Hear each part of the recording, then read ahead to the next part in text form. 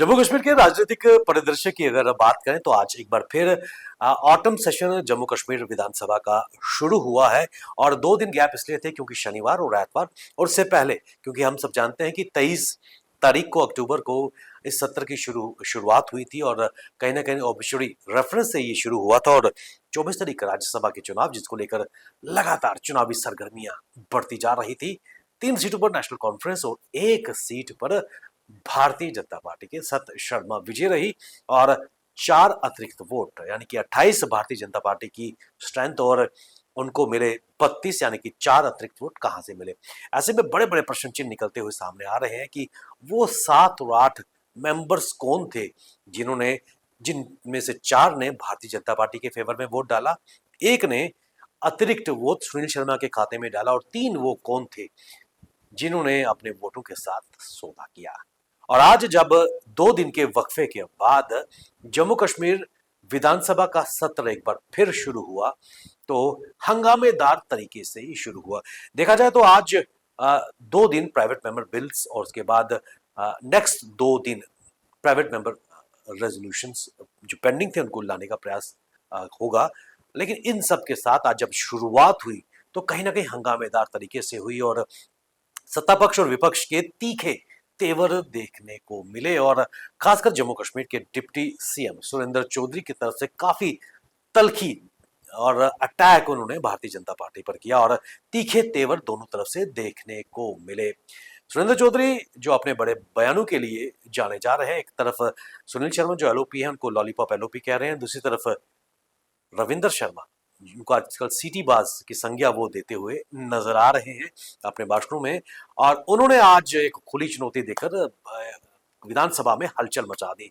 उन्होंने कहा कि भारतीय जनता पार्टी की तरफ इशारा किया और उन्होंने कहा कि मैं सारे राज खोल दूंगा। और उसके बाद भारतीय जनता पार्टी के जो एमएलए थे उनकी तरफ से एक शार्प रिएक्शन देखने को मिली और फिर नेशनल कॉन्फ्रेंस के एमएलए भी खड़े हो गए और वोट चोर के नारे भी वहां पर लगते नजर आए। लेकिन इन सब के बीच शायद नेशनल कॉन्फ्रेंस बचती आ रही है कि वो 4 या फिर कुल मिलाकर वो 7 से 8 एमएलए किस पार्टी से, नेशनल कॉन्फ्रेंस, कांग्रेस, पीडीपी या निर्दलीय से जुड़े हुए थे जिन्होंने सत शर्मा को चौथी सीट पर विजय बनाया। और अपने कुंबे को इकट्ठा रखने में नेशनल कॉन्फ्रेंस शायद असफल हुई है और वो खिस्साहट आज नजर आई है। आरोप भारतीय जनता पार्टी पे लगते हुए नजर आए हैं कि वोट चोर। लेकिन सबसे बड़ी बात है कि अगर वोट चोरी की गई तो जिन्होंने वोट दिए क्या वो गद्दार की संज्ञा में नहीं आते हैं, जिन्होंने अपनी पार्टी के विप का पालन नहीं किया। इसको लेकर वहां गर्माहट देखने को मिली और लगातार वहां पर सदन में तीखे तेवर न केवल deputy CM Surendra Choudhary, National Conference के एमएलए और भारतीय जनता पार्टी के जितने भी एमएलए थे उनकी तरफ से ये स्वर देखने को मिले। लेकिन ये तल्खियां शायद और भी बढ़ती, लेकिन कहीं ना कहीं जो स्पीकर थे अब्दुल रहीम राठौर साहब, उन्होंने उनको शांत कराने का प्रयास किया क्योंकि विधानसभा सत्र की अगर बात करें एक महत्वपूर्ण ये सत्र रहता है और लोगों की जो मुद्दे हैं, एस्पिरेशंस हैं, उनको एड्रेस करने का प्रयास इसके माध्यम से किया जाता है।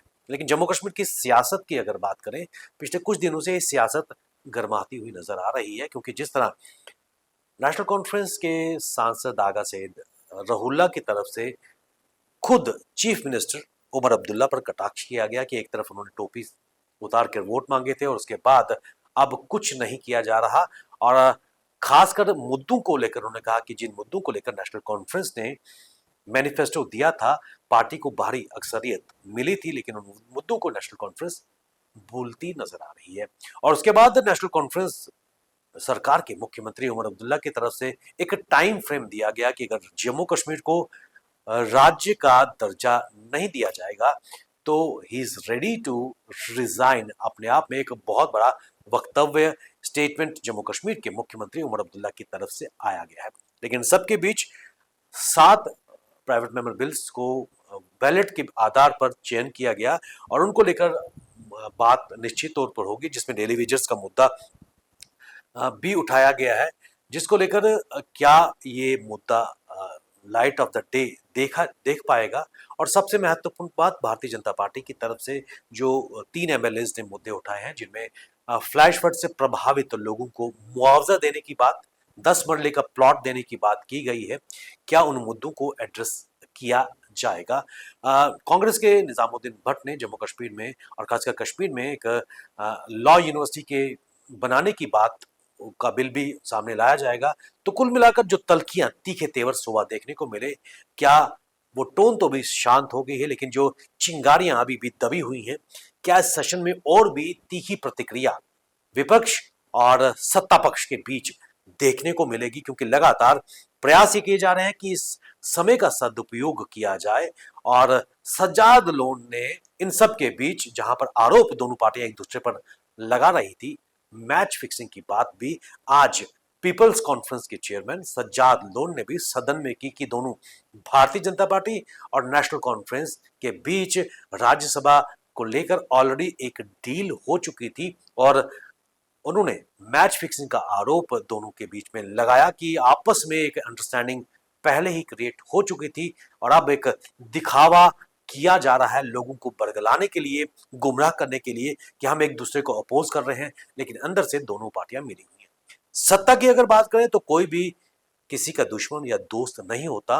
और अपॉर्चुनिटी या फिर अपॉर्चुनिज्म की राजनीति पूरे भारतवर्ष में हावी होती रही है। जम्मू कश्मीर क्या इससे अछूता है? या अंडरकरंट की अगर बात करें, तस्वीर के कुछ और भी पहलू या सिक्के का कुछ और भी जो दूसरा पहलू है, वो क्या इस सच्चाई को बयां कर पाएगा? कहना कठिन है, लेकिन तस्वीरें झूठ नहीं बोलती। आज की तस्वीर सबके सामने है, लेकिन सबके बीच कुछ और भी डायमेंशंस, नैरेटिव सेट करने का प्रयास जम्मू कश्मीर में किया जा रहा है। उन पर हिमालयन मेल की नजर रहेगी। आपको उन तमाम डेवलपमेंट से अपडेट कराना हमारा दायित्व है।